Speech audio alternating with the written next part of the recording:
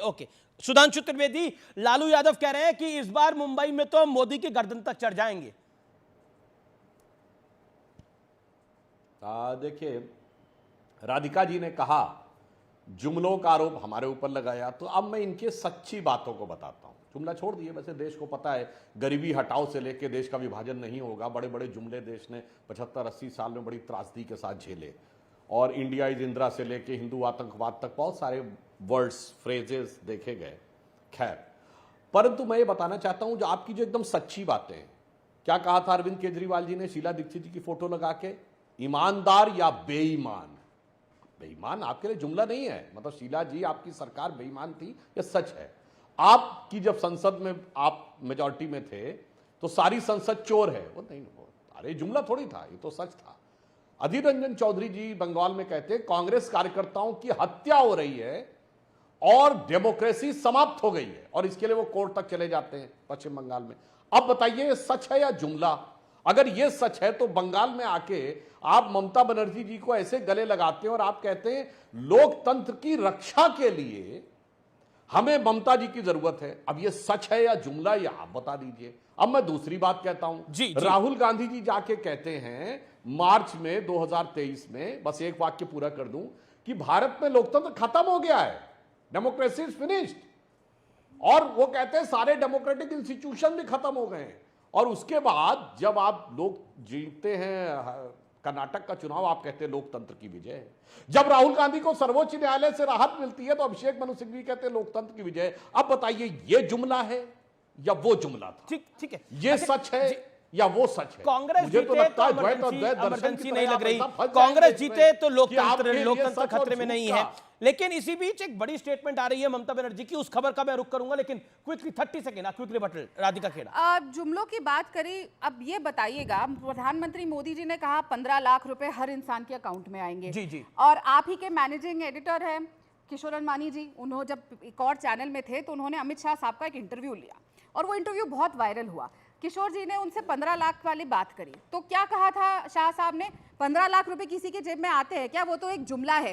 स्वयं गृह मंत्री ने ये एक्सेप्ट किया नेशनल टेलीविजन पे किशोर जी को इंटरव्यू में और कहा कि हमने तो जी जुमला दिया था देश के आगे। तो वहीं पे स्टैंप लग गया कि आपकी पार्टी जुमला देती है। अब बताइए शाह साहब झूठ बोल रहे थे क्या? कौन झूठ था? आप जो बोल रहे कि आप जुमले नहीं देते, कि जो शाह साहब ने कहा कि वो जुमला था? बताइए, शाह साहब झूठ बोल रहे थे, मतलब जुमला नहीं था। सुधांशु, अब इसका भी प्रूफ चाहिए तो पूछ लीजिए किशोर जी से। पहली बात तो मैंने इनकी पार्टी की तो सच्ची बातें बोली, सच्ची का जवाब नहीं आया। कार्यकर्ताओं की हत्या तक पे जवाब अब मैं जवाब देता हूं। बड़ा अद्भुत प्रश्न आपने किया है कि 15 लाख रुपए आएगा। ये 15 लाख ले जाके धरे किसने थे विदेश में? आप ही लोगों के तो धरे थे ना। तब अडवाणी जी के नेतृत्व में हमारे सारे सांसदों ने हलफनामा दिया था जाके लोकसभा अध्यक्ष को कि हमारा कोई बैंक का अकाउंट विदेश में नहीं है, मगर कांग्रेस के सांसद हिम्मत नहीं कर पाए देने की। तो ये हकीकत ये थी कि आप उल्टा। बड़ी खबर आ रही है, ममता बनर्जी ने कहा है कि इंडिया की ताकत इतनी बढ़ गई है कि अब भारतीय जनता पार्टी पर दबाव दिखने लग गया है। एलपीजी के दाम कम करने पर तंज कसा है कि एलपीजी सिलेंडर के दाम इसीलिए कम करे गए हैं कि इस गठबंधन से बीजेपी पूर्ण रूपेण डर चुकी है, डर कर घटाए हैं दाम। मैं सीधा सुधांशु त्रिवेदी का आरोप करता हूं, यही है इंडिया का दम और यह दम अभी और दिखेगा। ममता बनर्जी का बयान, सुधांशु त्रिवेदी, वो कह रही है कि इंडिया गठबंधन से डर गई है Bharatiya Janata party. 30 seconds, then अनुराग। अमित जी, बस बिल्कुल एक बार में जवाब दे। अभी मैंने बोला कि अधीर रंजन चौधरी जी ने ममता जी के बारे में बोला कि उनके कार्यकर्ताओं की हत्या हो रही है। अगर एक दूसरे के जानी दुश्मन भी साथ में आके खड़े हो जाएं तो माना जाता है कि डर उसे लग रहा है।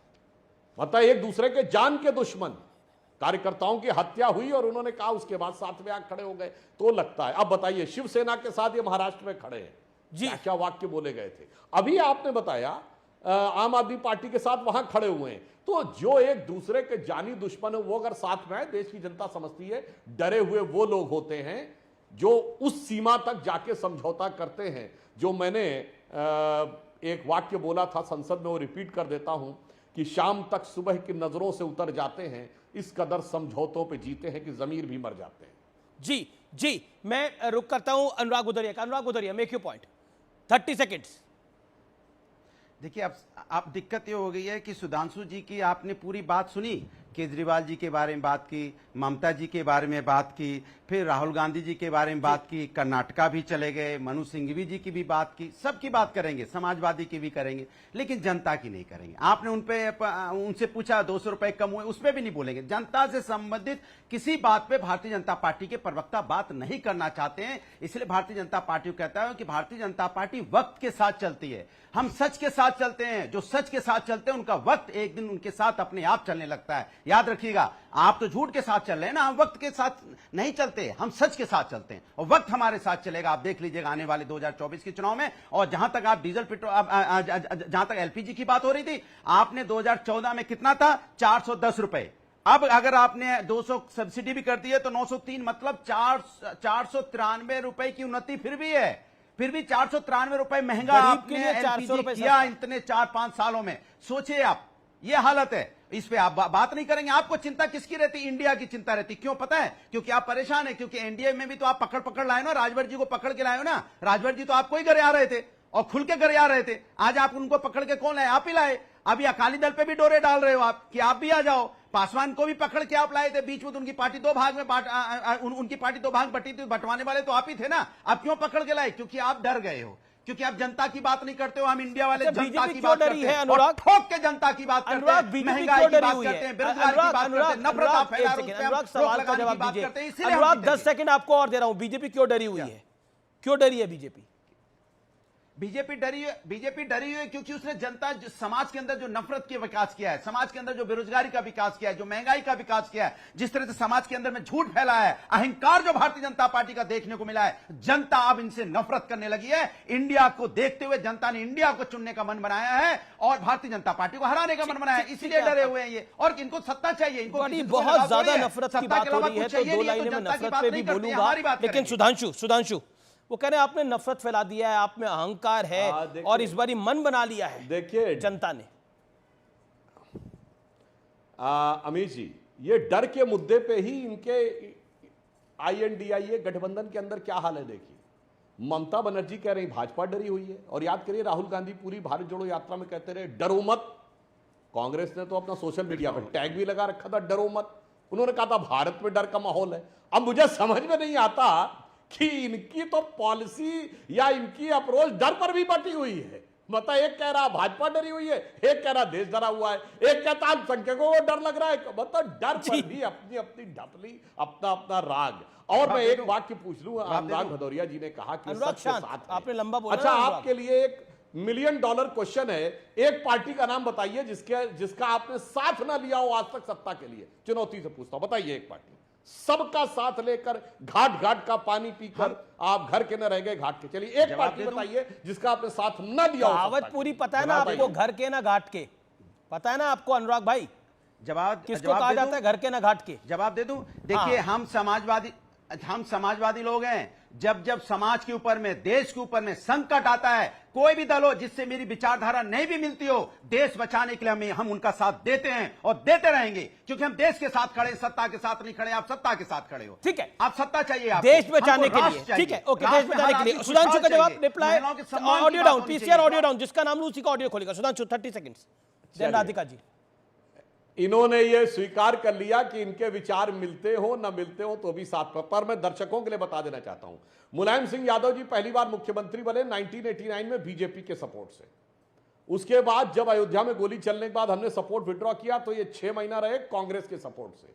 फिर 93 में दोबारा आए बसपा के सपोर्ट से और कांग्रेस का आउटसाइड सपोर्ट लेके। उसके बाद फिर ये दोबारा जब आए सत्ता में 2003 में तो बसपा के टूटे हुए धड़ों के सपोर्ट से। उसके बाद चुनाव लड़ चुके हैं कांग्रेस के सपोर्ट के साथ भी, सपा के सपोर्ट के साथ भी, छोटे दलों के सपोर्ट। ऐसा कोई बचा नहीं जिसको सपा ने ठगा नहीं, और हर बार खुद मुख्यमंत्री बने। हमने दूसरों को बनाया है। मायावती जी को हमने तब समर्थन किया जब आप लोग उनकी जान लेने के लिए उतारू थे। 67 सीटें उनकी थी, 178 हमारी थी। स्टेट गेस्ट हाउस कांड में याद करिए, पकड़ पकड़ के और जातिवाचक शब्दों के साथ अपमानित कर करके किया जा रहा था। हमने अपना परित्याग किया है। कर्नाटक में हमने पहली बार जब कुमार स्वामी को बनाया 84 विधायक हमारे और 40 उनके थे। इसलिए जब नीतीश कुमार को बनाया हमारे विधायक ज्यादा थे, उनके कम थे, मगर आपने तो सत्ता के लिए सबका साथ लिया है। और ठीक है, Anurag sharp reply, Anurag sharp reply, 15 second sharp reply, 15 देखिए, भारतीय जनता पार्टी ने तो 38 दलों के साथ गठबंधन किया, कई बार 40-40, 43-43 गठबंधन, चाहे शिवसेना हो, एनसीपी हो, जेडीयू हो, पीडीपी भी हो, चाहे अकाली दल के साथ भी गठबंधन किया। उत्तर प्रदेश में देखिए, अपना दल, निषाद पार्टी, किसके साथ आप गठबंधन नहीं किया आपने तो जिनको अलगाववादी पार्टी बोलते थे उनके साथ, पीडीपी के साथ भी सरकार बनाई, कश्मीर में जाके। अभी पीडीपी किसी के साथ चला रहे हैं। अभी अनुराग होल्ड ऑन, अनुराग सबके साथ यही इनको ऑडियो डाउन करिए, यही ऑडियो डाउन करिए। एक सेकंड अनुराग भाई, आपने बोला पीडीपी के साथ गठबंधन किया, वो अलगाववादी पार्टी है। अभी पीडीपी किस गठबंधन के साथ? पीडीपी अलगाववादी है और आज इनके साथ, आज किसके साथ है पीडीपी? जिसने बोला था भारत का तिरंगा उठाने वाला कोई नहीं बचेगा, अगर 370 हटिए, वो आज पीडीपी किस पार्टी के साथ है? किसके ये बोलते थे अलगाववादी पार्टी, हमने नहीं बोला। ये किसके साथ है? आपने बातों में बहुत बड़ी बात बोल दी। आप बताइए किसके साथ है पीडीपी? ना, ये कहानी आज यहाँ नहीं रुकेगी। राधिका जी, आपको इंतजार करना पड़ेगा। पीडीपी किसके साथ है आज? पीडीपी किसके साथ है? अनुराग, पीडीपी किस दल के, किस गठबंधन के साथ है? किस गठबंधन के साथ है? मेरे साथ है, इंडिया के साथ है, इंडिया के साथ बढ़िया। बीजेपी का साथ। जिसने बोला तिरंगा उठाने वाला नहीं बचेगा, वो इंडिया के गठबंधन में है। जो अलगाववादी पार्टी है, आप कह रहे हैं, वो इंडिया के गठबंधन में है, और सवाल पूछे जा रहे हैं दूसरों से। मतलब जिस पॉलिटिकल पार्टी ने बोला बीजेपी ने बनाई थी तिरंगा उठाने वाला नहीं कोई भारतीय बचेगा, जनता पार्टी की पीडीपी के साथ इतनी सरकार बड़ी बनाई बात थी बोली, तिरंगा उठाने वाला कोई नहीं सरकार बचेगा। बनाई नहीं क्या 370 कश्मीर के में? बाद वो पार्टी इस गठबंधन के अंदर है। हमारे साथ आ जाए तो खराब। वाह वाह वाह, तब भी खराब थी जब बीजेपी के साथ थी। अमीश देवगन के तब के कार्यक्रम निकाल के देख लो। सुधांशु त्रिवेदी, संबित पात्रा, गृह मंत्री अमित शाह से सवाल पे सवाल दागे हैं मैंने, ये नहीं चलेगा। सवाल दागे। अमित शाह तब पार्टी के अध्यक्ष होते थे, अमीश देवगन ने खुद सवाल पूछे। राजनाथ सिंह से इंटरव्यू में मैंने खुद सवाल पूछे कि पीडीपी के साथ आपने विचारधारा का कॉम्प्रोमाइज किया है। अमीश देवगन सवाल उठाता था, और आज आपसे भी उठाता है कि इंडिया के गठबंधन में वो पॉलिटिकल पार्टी है जो कहती है तिरंगा उठाने वाला कोई नहीं बचेगा, और आप इसकी बात करते हैं। मैं ब्रेक के लिए रुक रहा हूं, आर पार में वापस लो रहा हूं। आप देख रहे हैं आर पार।